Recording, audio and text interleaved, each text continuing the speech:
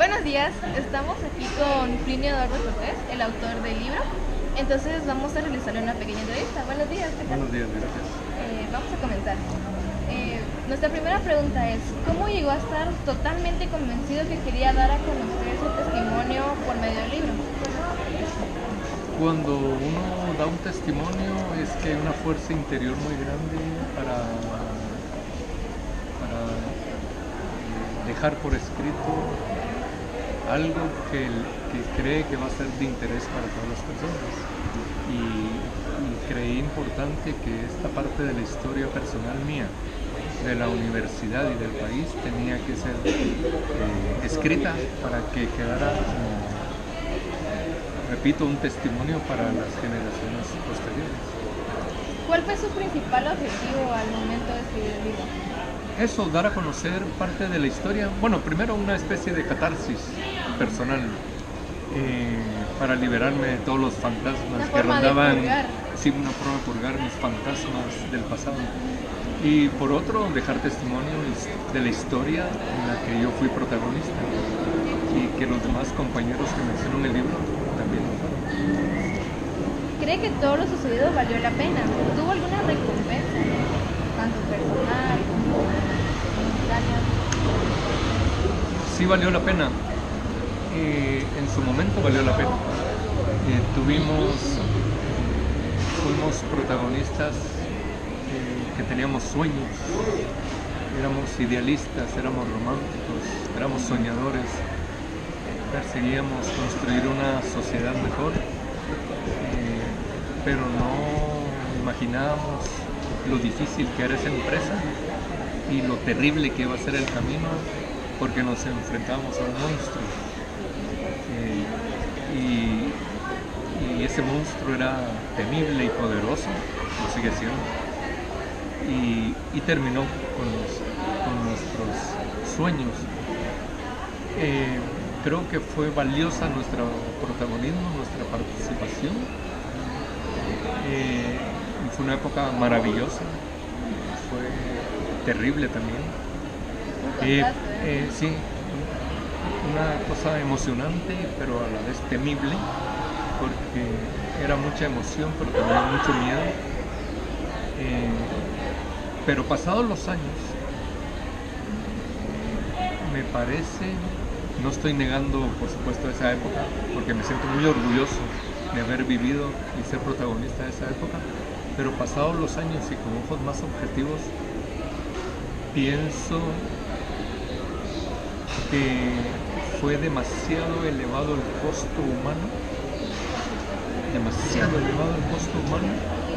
para lo poco que se logró.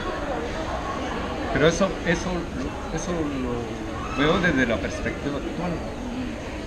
No es que esté negando ni renegando del pasado, porque me siento muy orgulloso de haber sido protagonista en esa época. ¿Se presentó un orgullo para usted decir, yo estuve ahí? Por supuesto, me siento muy orgulloso. ¿Hubo alguna parte del libro que fuera de su agrado? O sea, como su parte favorita. Pero quizá especialmente me gusta el episodio cuando estoy en San Josefino, cuando describo esos momentos de angustia de tener que salirme del cuarto que estábamos con Camilo y pasar la noche bajo la lluvia y despertar rodeado de unas vacas que estaban comiendo. Quizá ese, no sé, aunque tengo muchos capítulos que me gustan, pero probablemente ese es uno de los que más me agrada. La siguiente pregunta es, ¿qué opina de la situación política y económica actual de Guatemala? Es una situación muy compleja, que es producto de la degeneración de las instituciones del Estado y como consecuencia también de esa guerra terrible que hubo en Guatemala. Es reflejo precisamente del descalabro, de la desarticulación de la sociedad guatemalteca. Una situación caótica. Ustedes han visto últimamente dos candidatos presos por estar ligados al narcotráfico. Prácticamente es un narcoestado. La situación política es muy delicada en Guatemala y no le veo una solución muy cercana. ¿Cree que la revolución fue la mejor forma para provocar un cambio en Guatemala? Pudo haber sido, ese era el ideal, era la quimera. Teníamos todo el propósito de que a través de una revolución social se transformaran las estructuras de la sociedad guatemalteca para resolver los problemas económicos y las desigualdades sociales que afectaban y que afectan aún a Guatemala. ¿Y fue así? ¿Fue la forma correcta? En su momento sí, era la mejor opción, pero nunca pudimos comprobarlo porque fuimos derrotados militarmente, entonces no pudimos comprobar si hubiera tenido éxito o no la propuesta revolucionaria. ¿Cómo era el ambiente universitario tomando en cuenta toda la presión que el ejército ejercía sobre ustedes? Me refiero al punto de que ya no podían estudiar tranquilos, no podían salir de sus casas. Bueno, era una situación de persecución política y de represión generalizada. Los estudiantes en general venían a estudiar con miedo. Nosotros tratábamos de organizar a los estudiantes capitalizando el descontento de la gente contra el régimen militar y realizábamos nuestra labor política y organizativa en condiciones difíciles, de persecución, de represión, y por eso mismo teníamos que adoptar medidas de seguridad para proteger la integridad física y la integridad personal y de los grupos políticos que conformábamos el CERP. De hecho, esa era otra pregunta. ¿Ustedes tenían algunas medidas entre ustedes, como estudiantes, como compañeros, para protegerse de sí mismos? Sí, bueno, las primeras medidas que tomábamos era vigilar nuestras rutas, tomar rutas alternas, cambiarnos de vestimenta. Yo tenía una vestimenta para salir en la noche, por ejemplo. Cambiaba mi apariencia para evitar ser objeto de algún seguimiento, de alguna persecución. Claro, a la larga eso valió, fue muy poca cosa porque los procedimientos de inteligencia del ejército eran muy efectivos. Y entonces esas medidas eran, por lo menos nos protegimos algo. Claro, después las medidas de protección fueron más fuertes, digamos, con la agudización de la guerra, porque entonces ya estábamos armados para protegernos. Era ir a estudiar con armas. Los grupos organizados, y no todos los miembros de los grupos organizados, sino los que teníamos algún vínculo con la organización revolucionaria. ¿Cuál fue la reacción del público en general y de sus conocidos al usted publicar su libro? ¿Tuvo una reacción positiva? Una reacción muy buena, creó impacto, les gustó mucho a las personas. De hecho, mis estudiantes en la universidad, yo pongo a leer mi obra porque yo imparto el curso de literatura centroamericana y enfoco el curso de literatura centroamericana en la literatura testimonial centroamericana. Entonces leen mis alumnos el libro y verdaderamente causa mucho impacto entre ellos porque ven al profesor desde otra perspectiva, desde un punto de vista más humano, y que jamás hubieran podido imaginarse de que su profesor, de que su licenciado que está impartiendo la clase ahí hubiera sido un protagonista de esa época tan difícil en Guatemala. Es profundizar en aquel personaje que nos da clases. Sí, correcto. ¿Qué evento que usted haya presenciado fue el más traumático para su persona o para sus conocidos? Esa es una pregunta un poco difícil.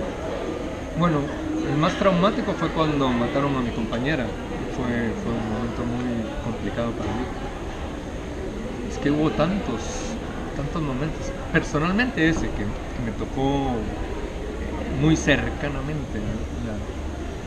El dolor fue muy cercano, muy intenso por la muerte de Mariela, de Magalí.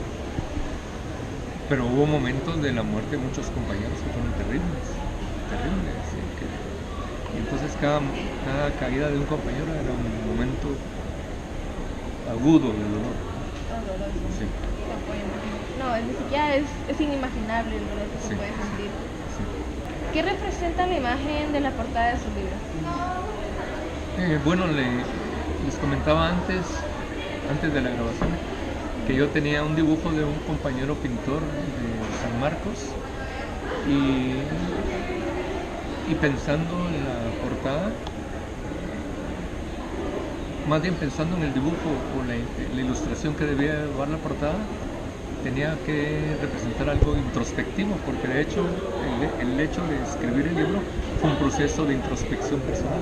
Entonces esa imagen me parecía que representaba eso y no tuve ninguna duda al elegirlo y pedirle la autorización a mi amigo el pintor de San Marcos, Armín, para poderlo incluir en la portada. Qué bonito. El título en sí, ¿qué refleja? Porque hay distintos conceptos, distintas inferencias sobre lo que significa. Según el autor, ¿qué significa el título? Bueno, el sueño quebrado refleja ni más ni menos que se rompió el sueño, se nos quebró, se nos diluyó, no porque nosotros quisiéramos, sino por el empate de las fuerzas militares que acabaron, destruyeron y arrasaron nuestro sueño romántico de una sociedad mejor. Eso es lo que significa el título. Su sueño de hacer un cambio y que luego se ve destruido por todas las fuerzas del ejército. También, usted que trabaja en la universidad, trabaja con jóvenes, ¿usted conoce la percepción de la nueva generación sobre el conflicto armado interno? Yo creo que hay un desconocimiento generalizado de lo que pasó. Conocen por relatos familiares, por los relatos de los abuelos, de los padres, pero no hay un conocimiento pleno, salvo aquellos alumnos que tienen ya cierta edad, que todavía alcanzaron el coletazo de la época conflictiva de los años 80, por ejemplo, finales de los 70 y los años 80, que sí tienen algún conocimiento y de alguna manera lo vivieron el temor y el terror en el que vivía la sociedad en su conjunto. Pero en general yo creo que hay bastante desconocimiento. Y esa es una labor como profesor universitario también, aparte de que lean el libro, hacer conciencia de cómo está el conflicto económico y social permanente en el país. Tomando en cuenta su respuesta, ¿qué consejo le daría a los jóvenes de hoy en día? ¿Consejo de qué? Respecto a la situación del país, qué hacer, sus pensamientos. Yo he tenido la oportunidad de aconsejarles de que la gente se organice y que participe mediante procedimientos pacíficos, porque, por supuesto, porque ya la apelación a una lucha armada, por ejemplo, o la apelación a la violencia ya sería algo anacrónico por las circunstancias y por la historia y por el golpe anímico que recibió la gente. Es un trauma nacional que la gente no olvida. Entonces la gente debe organizarse y luchar pacíficamente por construir una sociedad mejor. No creo que sería un absurdo que la gente llamara a la violencia en una época como esa, aunque las condiciones materiales básicamente son las mismas que las que estaban antes. Cualquiera puede decir organicémonos y nace otra revolución, pero a la luz de lo que ocurrió y y de las consecuencias tan terribles tanta gente valiosa muerta, creo que sería en principio una irresponsabilidad histórica hacer un llamado a la gente a que adopte una posición de violencia. De arrepentir todo lo que ha ocurrido. Sí, no, sería un absurdo. De hecho, esa era la siguiente pregunta, pero me la ha contestado perfectamente. Otra pregunta más personal. ¿Aún mantiene usted contacto con sus compañeros guerrilleros de aquella época? Sí, todavía mantengo ¿Y contacto. la relación sigue como en aquellos años? O sea, No, es distinta. Es una relación de nostalgia, más bien, de recordar aquel tiempo. Siento que esa animosidad y ese fuego de la juventud que nos unía, obviamente desapareció. Creo que el vínculo que nos une es el recuerdo. El vínculo que nos une es la preocupación nuestra todavía por el país. Y es una perspectiva distinta. ¿Cuántos años han pasado de esto? Éramos muy jóvenes todos, éramos chavos, y esa animosidad de la juventud maravillosa, eso claro desaparece. Pero lo que sí nos une es ese amor por ese tiempo que pasó, la historia que legamos al país, y el sentirnos orgullosos, porque eso sí es un sentimiento común de nuestro protagonismo durante la guerra. ¿Podría decirnos algún evento que no se haya incluido en el libro, que lo haya descartado por alguna razón? Sí, hay un episodio que no quise incluirlo por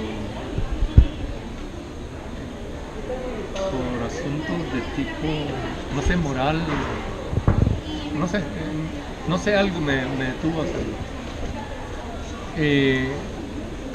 Una de las personas que menciono en el libro, al final, traicionó a la organización. Estuvo señalando casas y a compañeros. Y no quise, no sé por qué, algo me detuvo, no quise contarlo. No quiso delatar. No, ella traicionó. Y ahí hubo gente, compañeros, que huyeron de una casa y que la vieron cuando estaba junto con gente del ejército. Seguramente a ella la utilizaron y luego se han de haber deshecho de ella. Por supuesto, se han matado, eliminado. Esa era su estrategia, ¿no? Era la estrategia. Y la utilizaron y ella, cuando la capturaron, empezó a delatar a personas. Y eso no lo cuento bien. No sé qué me detuvo, no sé qué me detuvo a no escribirlo. En cierto punto, ¿fue fácil o fue difícil la redacción de su libro? ¿Sintió algo que lo detenía, algo que lo atormentaba? ¿Simplemente dejó fluir todos sus pensamientos como una purga? Sí, fue fácil y difícil. Fácil porque tenía algunos apuntes que había hecho para escribir un libro, y ya los tenía, pero nunca los concreté.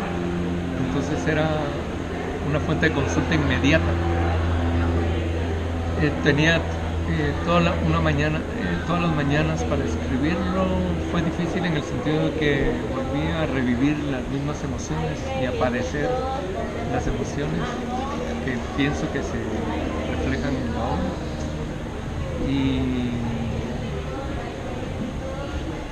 Y fue un proceso interesante. Lo menos que escribí en una mañana fue media cuartilla. A veces uno no tiene la misma facilidad cuando la inspiración fluye, escribí uno más, pero nunca dejé de escribir durante esos 6 meses que escribí el libro. Usted, siendo un maestro, ¿qué opina de la situación actual de la universidad? Bueno, yo creo que la universidad le falta un protagonismo más importante para la discusión de los problemas nacionales, le falta proyección social,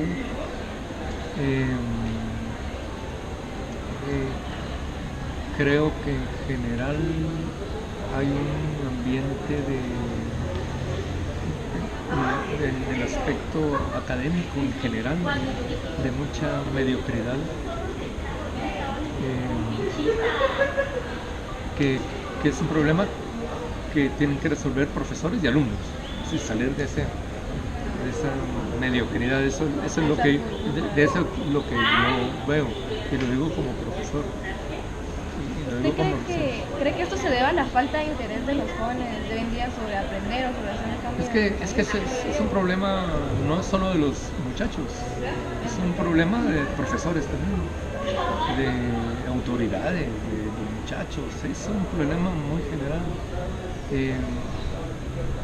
Los muchachos probablemente no traigan técnicas de lectura, técnicas de estudio, qué sé yo, lo que sea, pero la universidad está en la obligación de brindarles la mejor educación posible, y eso pasa también por la selección del profesorado. Claro, hay de todo en la universidad, muy buenos profesores, pero hay otros que dejan mucho que decir. Y lo hablo en general de la universidad, de todas las universidades. Y una pregunta algo no tanto relacionada a su libro, pero ¿qué opina usted sobre la huelga de dolores que se realiza año con año y sobre los famosos encapuchados? Yo fui huelguero y sigo siendo huelguero de corazón.